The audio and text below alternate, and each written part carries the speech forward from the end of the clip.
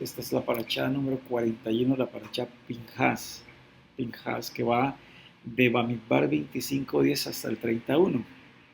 Y he conseguido aquí más o menos como darle título a la enseñanza de esta mañana de Chava preciosa, de Chava que el Eterno nos ha regalado.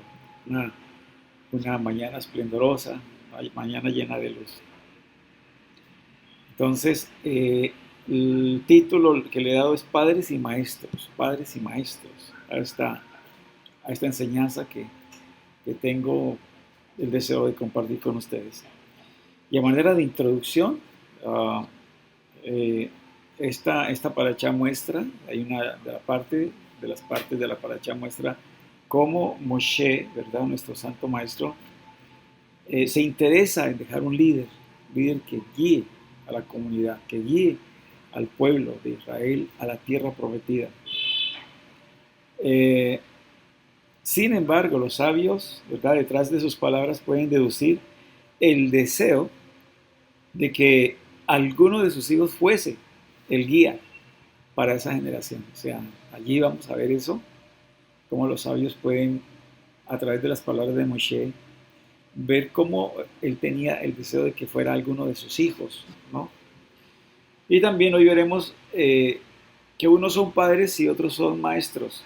La importancia de la presencialidad en la dinámica de la transmisión de los valores de la Torah. Sí, pues más o menos eso es lo que vamos a abarcar en el tema de hoy. Es posible que me alargue bastante, pero ahí les va a quedar la grabación. Si me pueden acompañar todo el tiempo, está bien. Si no, no hay ningún problema, pero ahí va a quedar la grabación. Hoy hace 8 días me reclamaban que había sido muy cortica la enseñanza, pero esta enseñanza yo creo que va a abarcar lo que hizo falta de la otra. Para todos. Bien, entonces, ¿dónde encontramos el pasaje? ¿Dónde encontramos ese texto donde Moshe se preocupa, ¿verdad? Porque haya un guía, ¿sí? Un líder. Ya Moshe sabía que él tenía que partir, ya el Eterno le había negado la entrada a la tierra de Israel, a la tierra prometida. Entonces ahí en Bamidbar 27, 16 al 20 se nos relata esto. Dice aquí, ponga Adonai, el Elohim de los espíritus de toda carne, un hombre sobre la congregación, que salga y entre delante de ellos, y que los haga salir y entrar a fin de que la congregación de Adonai no sea como ovejas que no tienen pastor. Y Adonai dijo a Moshe, toma a Yehoshua, hijo de Nun, hombre en quien está el Rúa, y pon tu mano sobre él, y haz que se ponga delante del sacerdote Eleazar y delante de toda la congregación, e impártele autoridad a la vista de ellos. Y pondrás sobre él parte de tu dignidad, a fin de que le obedezcan toda la congregación de los hijos de Israel. Bien, entonces ahí encontramos nosotros el texto donde Moshe se interesa de que el Eterno ponga aquí un líder, un guía para la comunidad, ¿no? Que los llevara a esa tierra prometida. Entonces vamos a ver aquí algunos comentarios, ¿verdad? Que hace Rashi al respecto. Muy interesante el comentario que hace Rashi, porque Rashi hace alusión a eso, a que Moshe anhelaba que uno de sus hijos fuera su sucesor, ¿sí? Entonces, vamos a ver de dónde saca él, Rashi, esta conclusión. Dice aquí, el pasaje en el cual Moshe le pide al Eterno que nombre un sucesor viene directamente después de la historia de las hijas de Zelofejad. Vea dónde saca Rashi esto. ¿Por qué? ¿Por qué de las hijas de Zelofejad? Dice aquí, quienes pidieron que les permitieran heredar su porción de la tierra de Israel, la que hubiera recibido su padre de no haber muerto. Entonces recuerdan que ahí en la Torah se narra que las hijas de Zelofejad vinieron a Moshe y le dijeron, bueno, nosotros nos vamos a quedar sin heredad. No está nuestro padre, ¿verdad? Nuestro padre murió, ¿sí? Y nosotros somos sus herederas, somos todas mujeres. Entonces, ¿qué será de nuestra heredad? Y entonces allí Moshe consulta con Hashem y Hashem obviamente le ordena que también ellas deben heredar, ¿sí? Cuando no heredan ellas, deben heredar entonces los parientes más cercanos y así en forma, como dijéramos, circular hacia afuera, ¿verdad? Los más cercanos, los más, eh, ah, hasta los más lejanos, pero primero con los más cercanos, de forma espiral, ¿sí? Entonces, esa debe ser la forma como heredaría la familia, dentro de la familia. Y entonces aquí Rashi dice que conecta estos dos episodios. Cuando Moshe escuchó que el Eterno le dijo que diera la herencia de Zelofejad a sus hijas, él se dijo, dice Rashi aquí, llegó el momento de que yo también solicite lo mío, que mis hijos hereden mi posición. Sí, entonces de allí es donde él saca, o sea, Rashi saca de que Moshe pudo haber anhelado, ¿verdad? En el momento que le comentó o le dijo eso a Hashem, anhelado de que alguno de sus hijos, de sus dos hijos, pudieran heredar su liderazgo. El Eterno le respondió, esto no es lo que yo decido. Yehoshua es digno de recibir la recompensa por su servicio, ya que él no se apartaba de la tienda. Sí, o sea, él estuvo siempre allí, pendiente de Moshe, al lado de Moshe, con Moshe, y no se apartaba de la tienda. Sí, estaba allí en el tabernáculo constantemente, ¿no? Aprendiendo, sustrayendo de su maestro. ¿De quién? De Moshe. Hay más comentarios aquí. Comentario del Rat Jonathan Sack, de Bendita Memoria, y dice él al respecto, dice, a esto se refiere lo que dijo el rey Shlomo, el que cuida la higuera comerá su fruto, y el que espera a su maestro será honrado. ¿Sí? Moshe, obviamente allí entonces no tuvo lo que pidió. ¿Sí? ¿Y por qué Yehoshua se lleva todos esos méritos? Precisamente porque él cuidaba, ¿verdad?, de todo lo que tenía que ver con el Mishkan, con Moshe Rabeno. Él era el sirviente directo de Moshe Rabeno, y entonces por eso él estaba alerta a cualquier cosa y a cualquier necesidad que su maestro tuviera.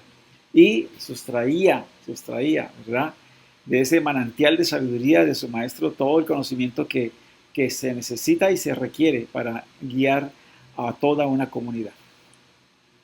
De esta forma, con sus oídos sintonizados a cada matiz, los sabios y Rashi reconstruyen una narrativa que se encuentra por debajo de la superficie del texto bíblico. Entonces aquí los sabios, y obviamente Rashi también, construyen como una especie de cuestionamientos que puede haberse hecho el mismo Moshe, ¿sí? Y detrás de ese texto bíblico, entonces hacen todas estas alusiones. Dicen aquí, ¿qué ocurrió con los hijos de Moshe? ¿Acaso el máximo líder del pueblo judío por dentro se sintió desilusionado porque sus hijos no heredaron su puesto? ¿Cuál es el mensaje más profundo que nos comunica el texto? ¿Hay algo de relevancia en la desilusión de Moshe? ¿El Eterno lo consoló de alguna manera? O sea, se hacen todos estos cuestionamientos. ¿Sí? Si Moshe anhelaba que uno de sus hijos fuera su sucesor, entonces, y no fue, entonces, ¿qué de todas estas preguntas? ¿Se desilusionó Moshe? ¿Verdad? ¿Lo consoló el Eterno de alguna manera? ¿Qué mensaje hay más profundo detrás de este texto? Bueno, Moshe y Aarón personifican los dos grandes roles en la continuidad judía. Sí, lo que siempre ha habido en la comunidad judía. ¿Qué ha habido? Orim y Morim. Orim y Morim. O sea, padres y maestros. Eso es lo que ha habido siempre dentro de la comunidad judía. Sí, padres y maestros. Padres que engendran, pero maestros que enseñan. ¿Sí? Eso es lo que ha habido siempre. Siempre ha habido. Y eso no se puede cambiar. Jamás se puede cambiar. Un padre transmite la herencia judía a sus hijos. Un maestro hace lo mismo con sus discípulos. ¿Sí? Aarón era el padre arquetípico, o sea, tradicional. Moshe era el gran ejemplo de un maestro. Y hasta el día de hoy, ¿verdad? Lo llamamos Moshe Rabén, o sea, Moshe nuestro maestro. Aarón fue sucedido por su hijo, ya como vimos, ¿verdad? Moshe por su discípulo Yehoshua. Entonces, así como Aarón fue eh, sucedido por su hijo, Moshe fue sucedido también por ¿quién? Por su discípulo más cercano, que era Yehoshua. ¿Sí? Y tanto Aarón como Moshe, ¿verdad? Son nombrados, y se pueden nombrar padres, juntos son padres. ¿Sí? Porque dice también la escritura, y dice en esta tradición, que aquel que enseña, ¿verdad? A sus discípulos la manera de llegar hasta el Olam Jabá, se convierte en un padre, y más que un padre, ¿sí? Que el padre biológico, muchas veces. Entonces, esto es lo que encontramos allí. En varios lugares, ¿verdad? Los sabios, dicen aquí, enfatizan que el liderazgo de la Torá no pasa automáticamente a lo largo de las generaciones. Lo que es el liderazgo de la Torá, eso no pasa, ¿verdad? A lo largo de las generaciones, según el tratado Nedarim 81a del Talmud. ¿Sí? O sea, eso no es que se hereda, no es que se traspasa, no, no. Si el liderazgo de la Torá fuera una dinastía, entonces algo que se hereda de padres a hijos, el judaísmo se hubiera convertido muy pronto en una sociedad de privilegios y jerarquías. Los sabios se oponían rotundamente a esta posibilidad. Todos tienen una porción en la Torá. Es el patrimonio compartido de todos los judíos. Esto queda claramente declarado en las palabras del gran sabio Maimónides. Maimónides, vea lo que decía. Israel fue coronado con 3 coronas. ¿Cuáles son esas 3 coronas? La corona de la Torá, la corona del sacerdocio, o sea, la Keuna, y la corona de la soberanía, o sea, del reinado. La corona del sacerdocio fue entregada a quién? A Aarón. La corona de la soberanía fue entregada a quién? A David. ¿Sí? Sin embargo, la corona de la Torá es para todo Israel, como decimos. Moshe nos ordenó la Torá como un patrimonio para la congregación de Jacob. ¿Sí? Entonces, lo otro se puede heredar de padre a hijo. Claro que la Keuná, lo que es la parte del sacerdocio. ¿Sí? También la parte del reinado también se puede y se debe heredar, ¿no? Pero lo que es la corona de la Torá es el patrimonio de todos los hijos de Israel, de todos los judíos, ¿sí? Eso lo puede heredar uno. Depende de uno. No depende de nadie más sino de uno, ¿sí? Hay algo que no tiene tasa fija en la Torá, o sea, que no se establece un tiempo, no se establece, de verdad, una medida. Y es una de esas cosas es el estudio de la Torá. Podemos estudiar Torah cuantas horas querramos, ¿sí? Eso no tiene tasa fija. No hay una misbah que diga que hay que estudiar diariamente tanto. No, uno estudia lo que quiere, ¿sí? Lo que anhela, según el hambre que hay, ¿verdad? En la persona. Si tienes hambre y sed del Eterno, entonces seguramente emplearás bastante tiempo en el estudio de la Torah. Pero para eso no hay medida, no hay tasa. Y entonces esa corona se obtiene a través del esfuerzo, a través del sacrificio, a través de la constancia, a través de la disciplina, ¿sí? Se adquiere esa corona de la Torah. Quien la desea puede obtenerla. No hay que suponer que las otras 2 coronas son más importantes que la corona de la Torah, porque fue dicho, vea lo que dice allí, por mí los reyes reinan, ¿por qué? Por la Torah. Y los príncipes decretan justicia. Por mí los príncipes gobiernan. De aquí aprendemos que la corona de la Torá es más importante que las otras 2 coronas. O sea, tanto los reyes como los sacerdotes tienen que regirse por ella. ¿Sí? Entonces es más importante la corona de la Torá. Bien,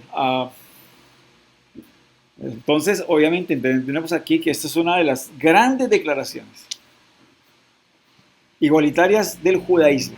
La corona de la Torá está disponible ¿para quién? Para todo aquel que la busque. Todo aquel que la busque. Entonces, vean ustedes, allí Yehoshua era el asistente prácticamente, el sirviente de Moshe. Era el que estaba ahí constantemente, aprendiendo de él, absorbiendo de él, de ese manantial de sabiduría, de él, y entonces él fue, ¿verdad?, el que el Eterno designó para que dirigiera al pueblo de Israel a la tierra prometida. ¿Sí? Al Eterno le plació. Pero ustedes no encuentran, en las escrituras no encuentran que estuviese allí al lado de Moshe sus hijos, no encuentran que siempre sus hijos estaban ahí, que sus hijos estaban ayudándole, que sus hijos estaban acompañándole, no encuentran eso. Pero sí encuentran allí Joshua, ¿verdad? Lo que se traduce, o el nombre que se tradujo como Josué, perdón, al lado de Moshe Rabén. Muy bien, entonces los sabios establecen una fuerte comparación entre el hogar y la escuela, el padre y el maestro. Así, por ejemplo, Maimónides dictamina, vea lo que dice aquí Maimónides. Cada erudito de Israel tiene la obligación de enseñar a todos los discípulos que quieran que él les enseñe. Incluso si no son sus hijos, conforme fue dicho. Y las enseñarás con diligencia a tus hijos, de acuerdo con la autoridad tradicional. La expresión tus hijos incluye a los discípulos, porque los discípulos son llamados hijos también, como fue dicho allí en Segunda de Reyes 2:3. ¿Sí? Y los hijos de los profetas se adelantaron, dice allí. Entonces, vemos allí que los discípulos también son llamados hijos. ¿Sí? Hijos para el maestro. Muy bien, entonces, en este mismo sentido, Maimónides escribió otro lado. Tal como a la persona se le ordenó honrar y reverenciar a su padre, así también está obligado a honrar y reverenciar a su maestro. Y añade, incluso más que a su padre, su maestro más que a su padre, porque su padre le dio la vida en este mundo, mientras que su maestro le instruye la sabiduría que le asegura la vida en el mundo venidero.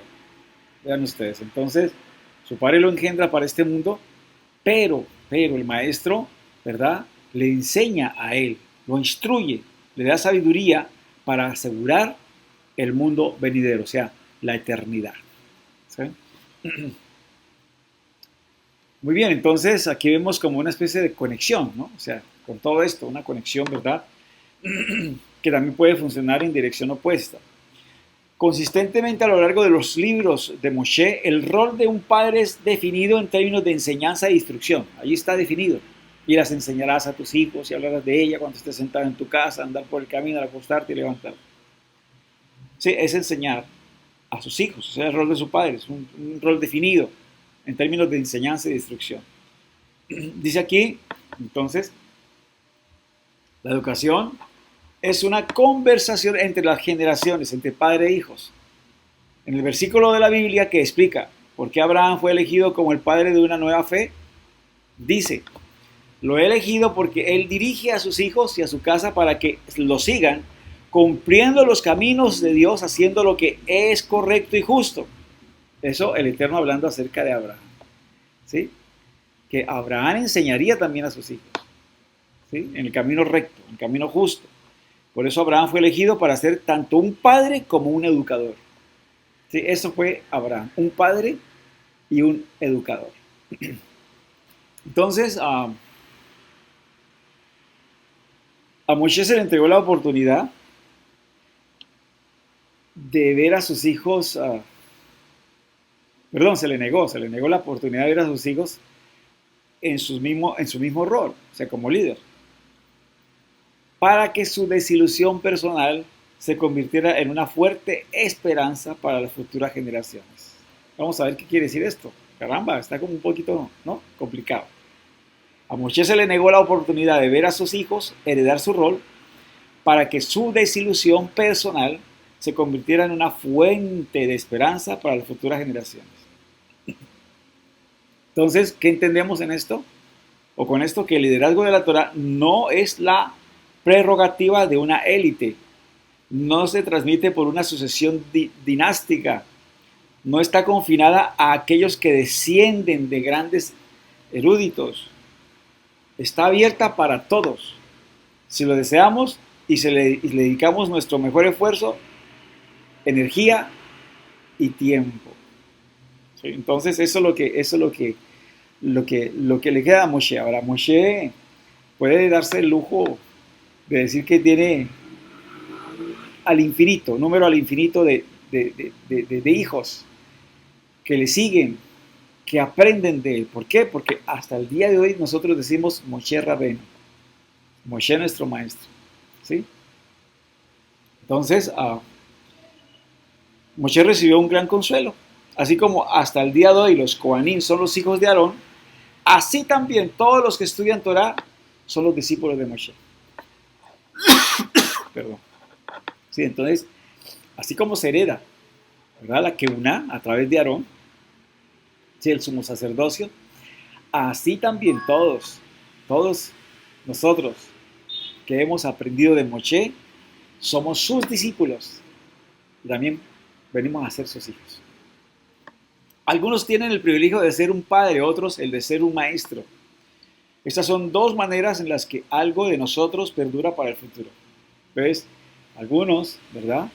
Seguirán siendo sus padres, pero otros serán sus maestros. Y esto es lo que ha habido siempre en la comunidad, ¿verdad?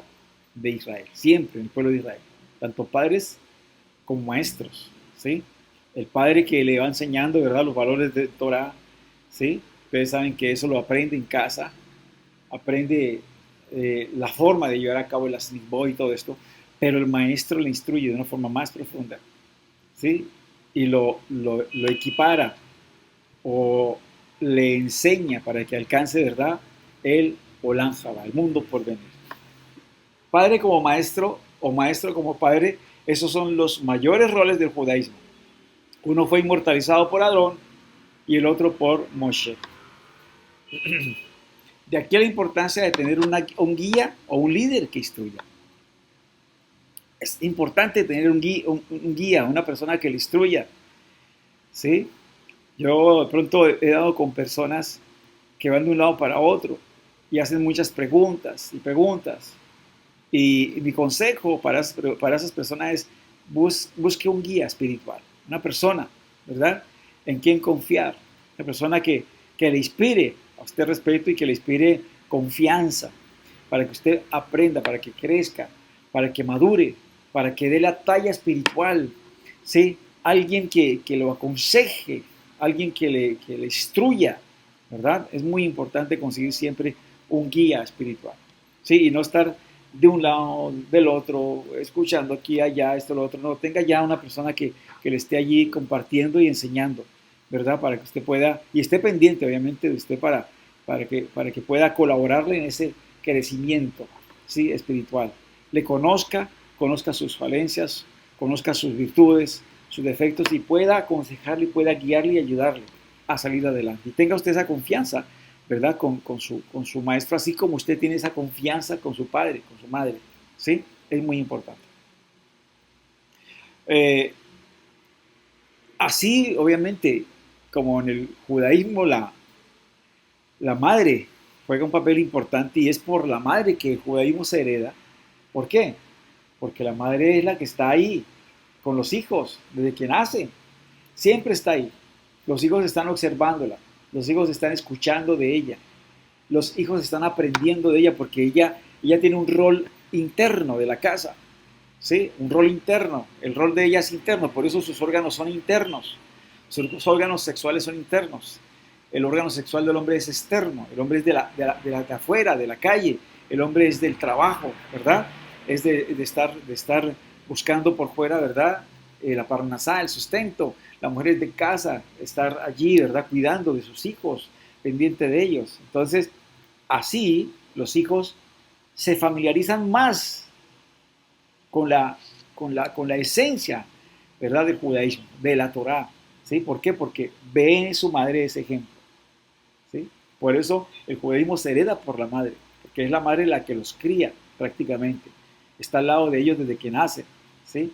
Ya cuando ellos alcanzan la mayoría de edad, 13, 14 años, entonces ya es el padre que toma allí riendas, ¿verdad? Y empieza allí a enseñarles a ellos ya más a fondo lo que es los valores de Torah, ¿sí? Entonces, pero es en sí la madre, la madre. Por eso hoy día el flagelo que nos golpea son los matrimonios mixtos. Un hombre no puede conseguir una mujer que no sea judía, porque sus hijos no van a ser judíos. Si un hombre judío se casa con una mujer gentil, sus hijos no son judíos. Si una mujer judía se casa con un hombre gentil, los hijos son judíos. ¿Por qué? Porque ella va a enseñarle, ¿verdad? De acuerdo a su creencia.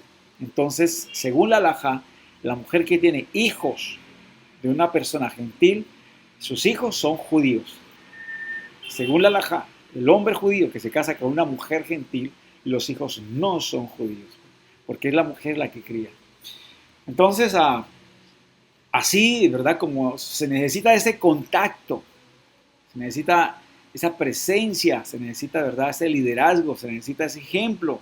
Los hijos necesitan ver y aprender de la persona que está allí cuidándoles, guiándoles, instruyéndoles. Así sucede también dentro de toda la judería y dentro de toda la comunidad de Am Israel. Hay maestros, hay padres dentro de las comunidades, ¿sí? Ahora, podemos hablar no solamente de padres biológicos, sino de padres espirituales también, ¿verdad? Que han guiado a otros a los valores de la Torá, a las enseñanzas, ¿verdad? De la verdad.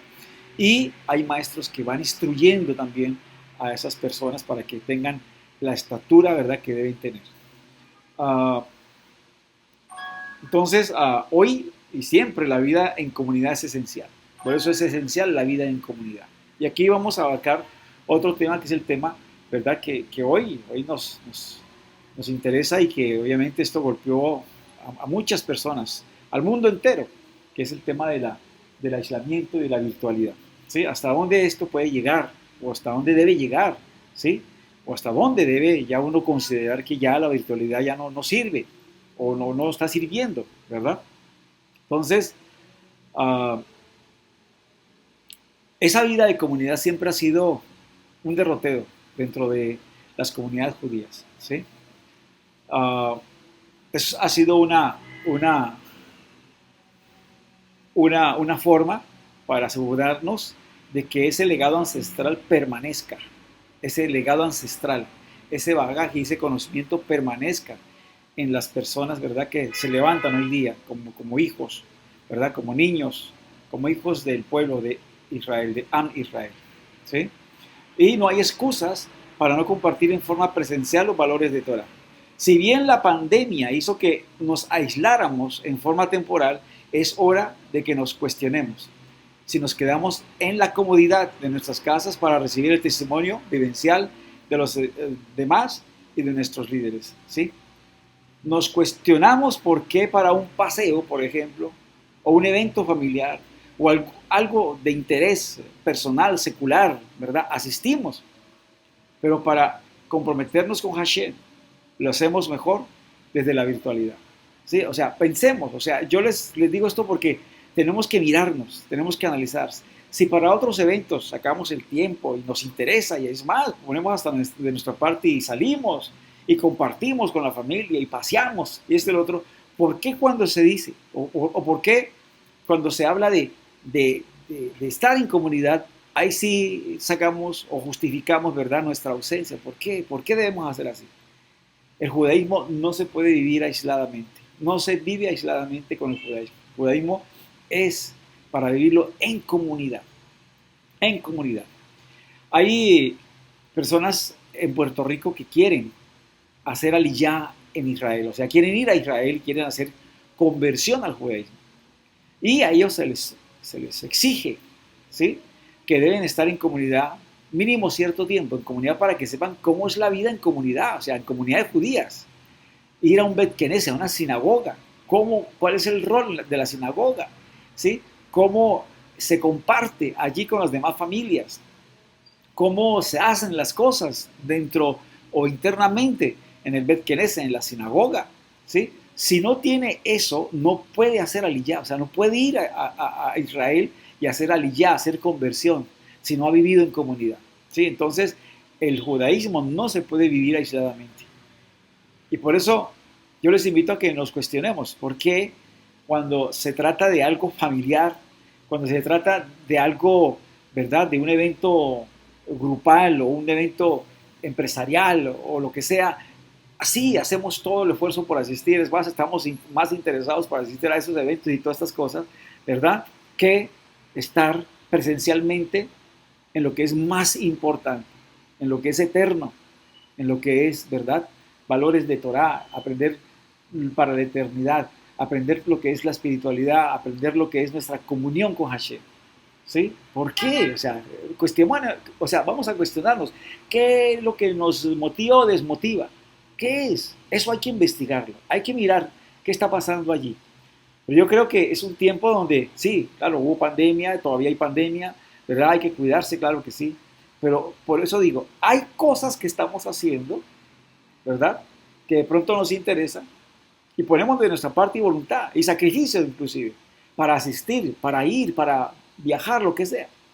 Pero cuando se trata de cosas espirituales, no está ese sacrificio, no está esa devoción, no está, ¿verdad? Ese desprendimiento, ¿verdad? Y ese interés por estar allí con los demás, ¿verdad?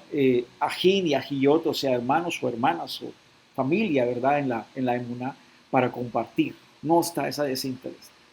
Entonces debemos cuestionarnos, ¿sí? Y ver en qué valores, en qué escala tenemos nosotros nuestra espiritualidad, ¿sí? ¿Cómo estamos de hambrientos de Hashem? ¿Cómo estamos nosotros interesados en crecer, en madurar? Tenemos que mirar eso. Perdón. Uh, Muchos han caído obviamente en la trampa del facilismo, ¿no? Y la comodidad. Y han dejado a un lado los valores que solo en comunidad se pueden desarrollar. Sí, o sea, no se pueden desarrollar de otra manera, sino en comunidad. ¿Cuáles? El compartir, por ejemplo. El dar testimonio, que alimenta mucho la emuná. El ver el ejemplo de nuestros líderes, ¿sí? O del líder. El tener un minyan, ¿sí? Tener allí un minyan para hacer nuestros rezos. El practicar la hospitalidad, ¿sí? El amor al prójimo, el adorar juntos, ¿sí? El aprender la reverencia. Vea, eso es importante, aprender la reverencia. Eso usted se logra en comunidad, eso no se logra en la casa. En la casa estamos allí virtualmente y estamos haciendo otra actividad. Y ponemos allí, ¿verdad? Entramos y entonces como para que vean que ahí estamos, ¿verdad? Ahí entramos, pero estamos en otro cuento, o sea, estamos en otra dimensión, estamos en otro mundo, atendiendo cosas y esto, pero reverencia no hay a la palabra, reverencia ni atención hay. Entonces estamos más pendientes de muchas cosas menos de lo que debemos estar. Y eso es así, ¿sí? Es más, muchas veces, ¿cuánto no se ha visto, verdad? Que en la virtualidad, vestidos de aquí para arriba, bien vestiditos, pero de aquí para abajo, ¿verdad? En pijama. De aquí para abajo, ¿verdad? Allá en trajes cortos o mochos. Sí, muchos han sido pillados así, pero de aquí para arriba bien arregladitos, ¿no? Como diciendo, sí, y aquí estoy participando. Vean, todo eso, o sea, eso es perder la reverencia, ¿sí? El siñut también, ¿verdad? Que debe haber. El siñut, al escuchar la palabra, al estar con los demás, ¿sí? La forma de vestir, la forma de comportarse delante de Hashem. El sacrificio. Mire lo que decía David, yo no ofreceré al Eterno nada que no me cueste. O sea, fácil. O sea, la gente trata de llevar una vida como muy fácil con Hashem, ¿verdad? O sea, trata de llevar al extremo, como hacen otras religiones, lo que es el gesed, la gracia del Eterno. Sí, no, Él es amor, perdón, me comprende, Él me entiende, entonces Él me acepta así, tal cual, y Él me ama, y Él me perdona, así como no. Sí, pero a la hora de la verdad las cosas son de otro modo. ¿Sí?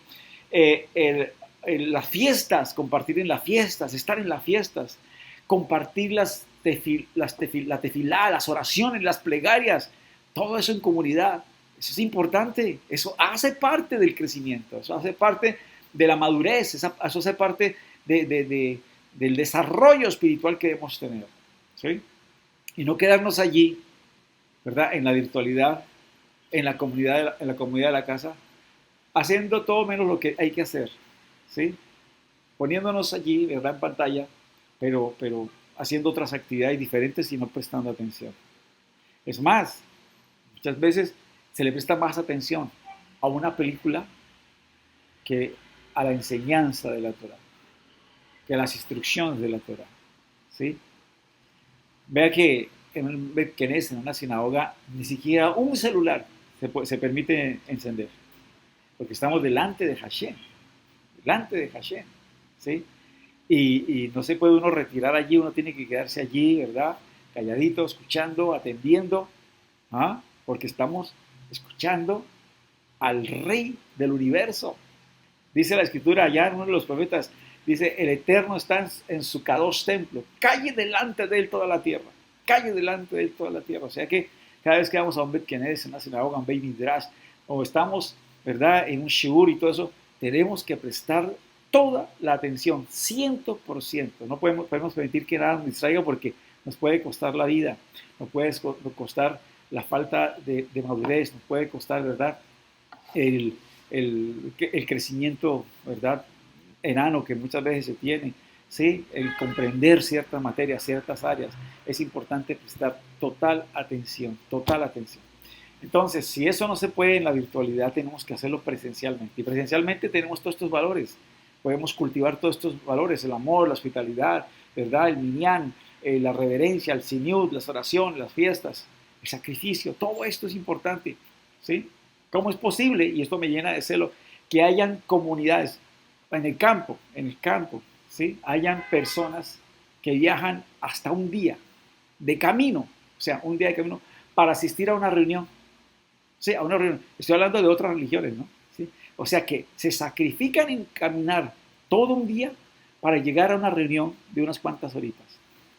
Y así mismo se devuelven. O sea, esa fe, esa creencia que tiene esa gente, ¿sí?, en sus religiones, en sus dioses, lo que sea. Pero tienen ese deseo de aprender y tienen ese deseo de llegar hasta ese punto y reunirse con los demás. No importa que sea un día de camino, no importa que les toque caminar por el campo, a campo abierto, ¿sí? O sea, eso nos debe llenar de celo. Y nosotros con tantas facilidades hoy día, ¿sí? Vehículos, caminos pavimentados, en fin. ¿Y qué estamos haciendo? ¿Sí? Por eso les llamo la atención a eso, ¿sí? Porque no podemos quedarnos ya ahora, de aquí en adelante, en la virtualidad, porque eso no es comunidad. Estar en la virtualidad no es comunidad en absoluto. Hay que estar en comunidad, hay que estar compartiendo los unos con los otros, ¿verdad? Escuchar el testimonio, escuchar, ¿verdad?, a otras personas, ¿no? Estar en contacto con sus líderes, conocer su forma de vida, aprender de ellos, porque así como aprenden los hijos aprenden de su madre, como viéndola, ¿sí? Cómo hace esto, cómo hace aquello, lo que le enseña, cómo le demuestra. Es importante eso. El judaísmo en comunidad ha sido y seguirá siendo entonces la columna vertebral para la congregación de Israel. El contacto con tu líder o maestro te hace como él es. Tarde o temprano, tú serás como qué, como tu maestro, como tu líder, tarde o temprano, ¿sí?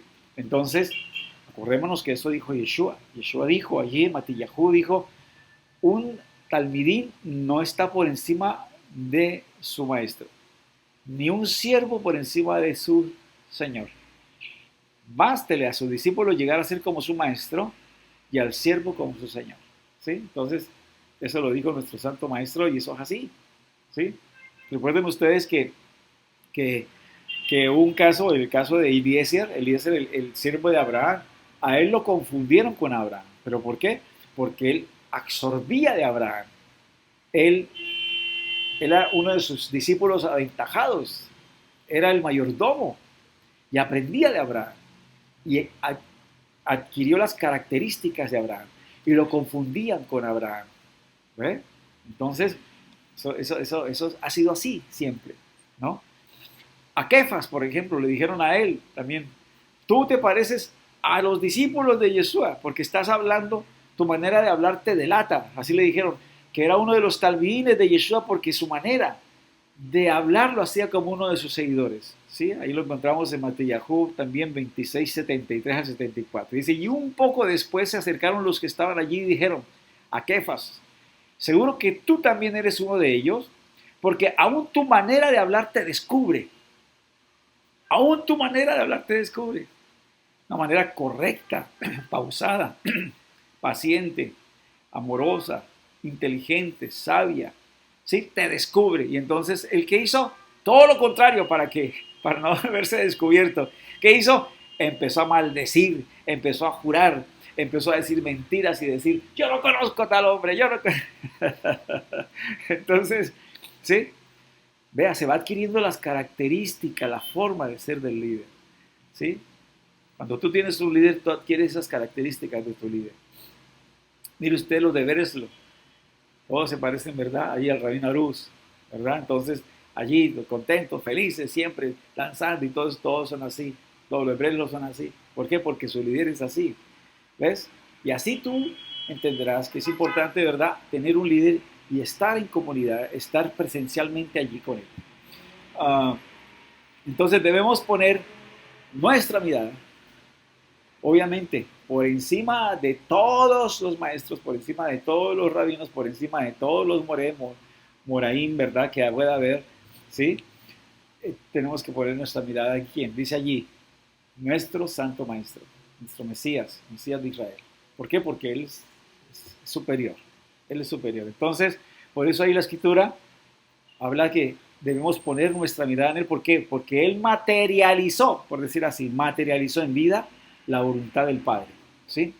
Y nos mostró y enseñó cómo debemos aplicar los valores de Torah a nuestras vidas. Por eso uno de los personajes, ¿verdad?, sabios de la época, escribió de esta manera: puestos los ojos en quién, en Yeshua, el autor y consumador de la emuná obediente, quien por el gozo puesto delante de él soportó el madero, menospreciando la vergüenza, y se ha sentado a la diestra del trono de Elohim.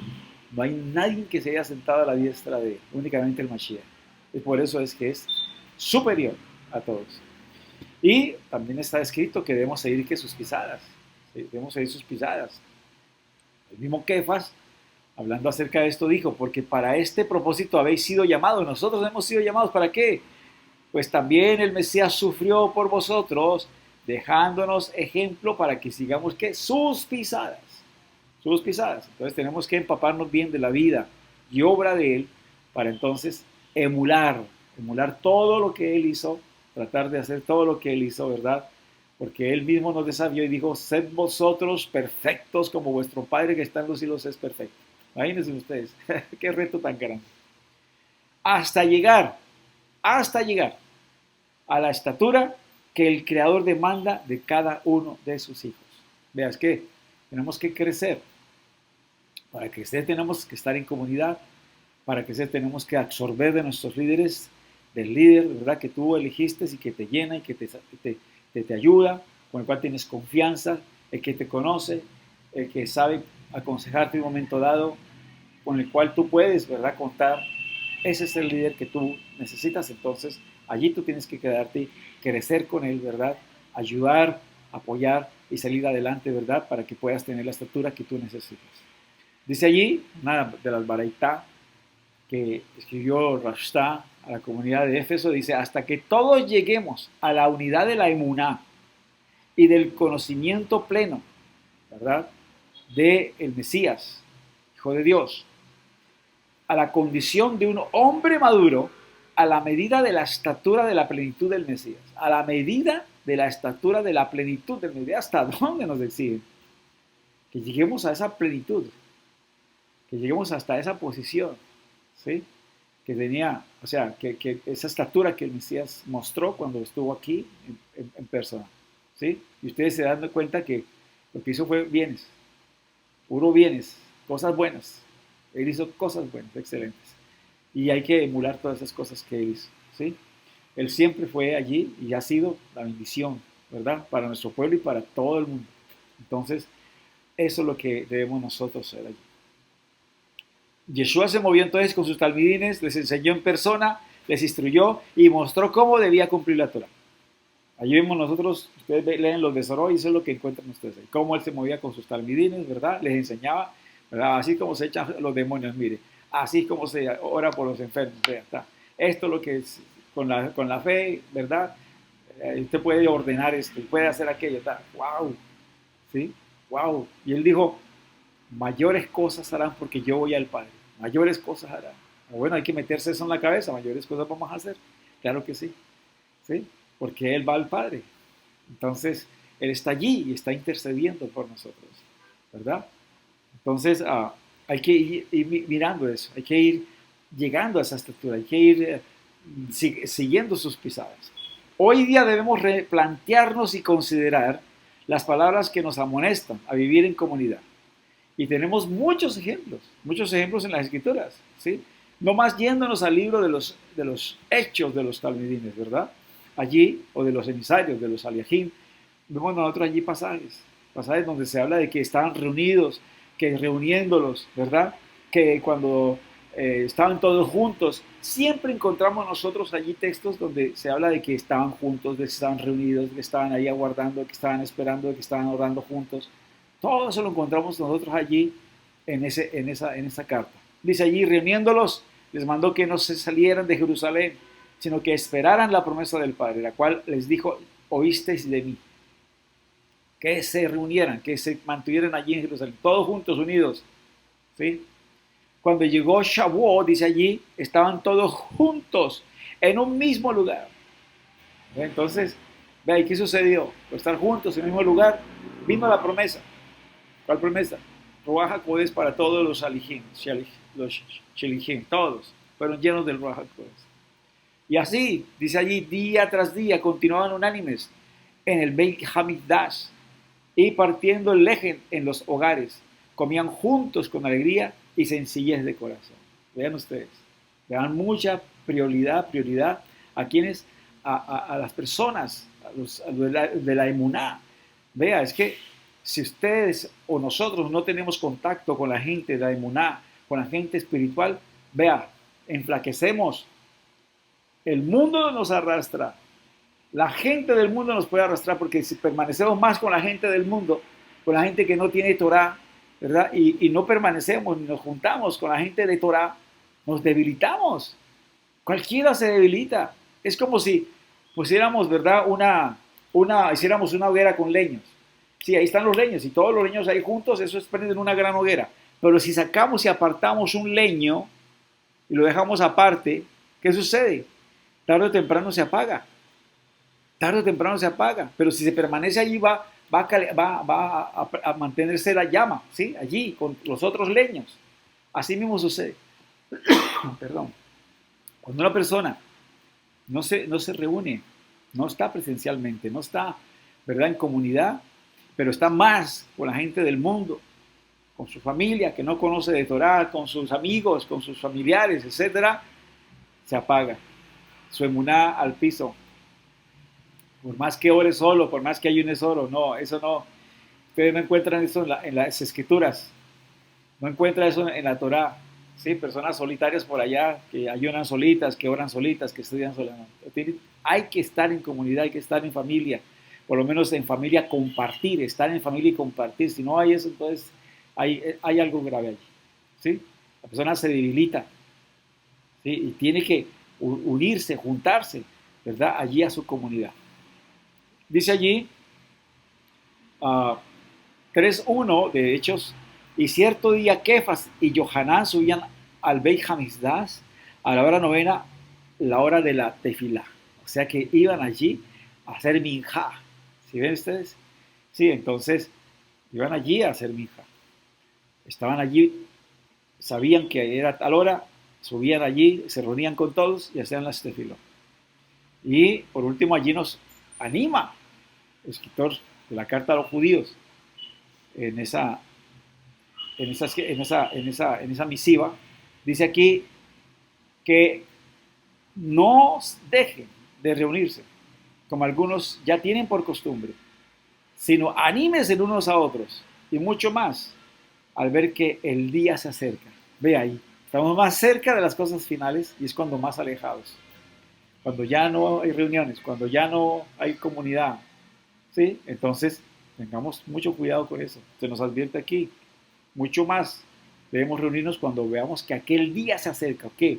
El día de la Geulá, el día de la redención final. ¿Sí? Con todo esto que está pasando, estos son avisos. Estamos en dolores de partos. Estamos llamados ya a reunirnos, a juntarnos, ¿sí?, a buscar la comunidad, a fortalecernos los unos con los otros, a estar pendientes los unos con los otros. Esto es muy importante. ¿Sí? De seguro encontraremos entonces padres y maestros allí. Seguro que vamos a encontrar padres y maestros. Maestros que nos enseñen por ahí. Y padres con los cuales podamos tener confianza, ¿verdad? Que podamos allí compartir nuestras penas, dolores, necesidades. eh, vicisitudes y recibir buenos consejos. Van a ayudar a que a alcanzar nuestra estatura espiritual, pero para ello se requiere de sacrificio y constancia y ese contacto personal con nuestros mentores. De lo contrario, no se puede, no se puede, ¿sí? Que el Eterno nos ayude, que el Eterno nos guíe y que nos muestre a ver, ¿verdad? La forma de salir de ese confort, ¿sí?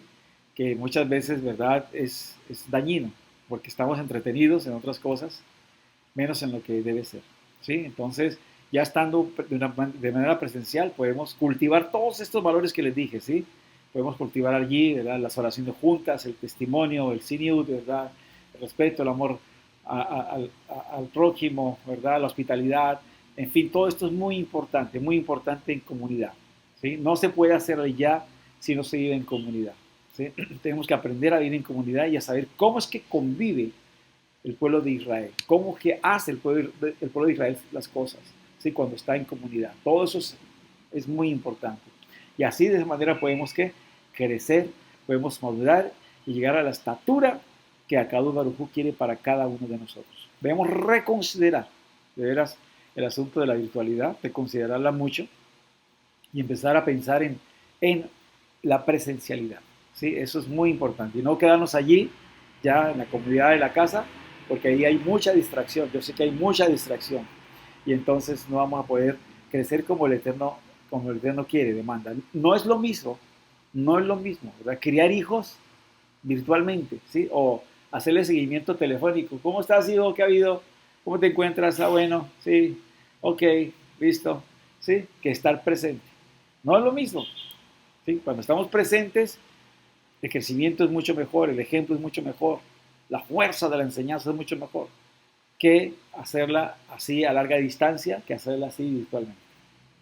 Que el Eterno nos ayude a tener conciencia, que revisemos internamente, ¿verdad? Allí, qué es lo que nos impide, ¿verdad? Y qué es lo que impide la motivación que debemos tener para poder buscar la forma de reunirnos en comunidad, ¿sí?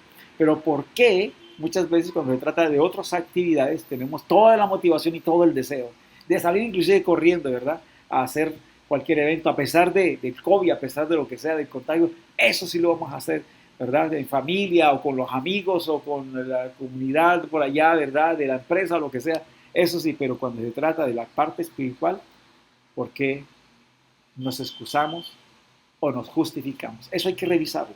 Yo creo que es importante revisarlo en cada uno de nosotros. Mis amados, que el Eterno les bendiga, que el Eterno nos ayude y que a cada Baruj Hu mande prontamente nuestro Santo Maestro, su justo Mesías, pronto y en estos días. Amén, de amén. Amén, de amén.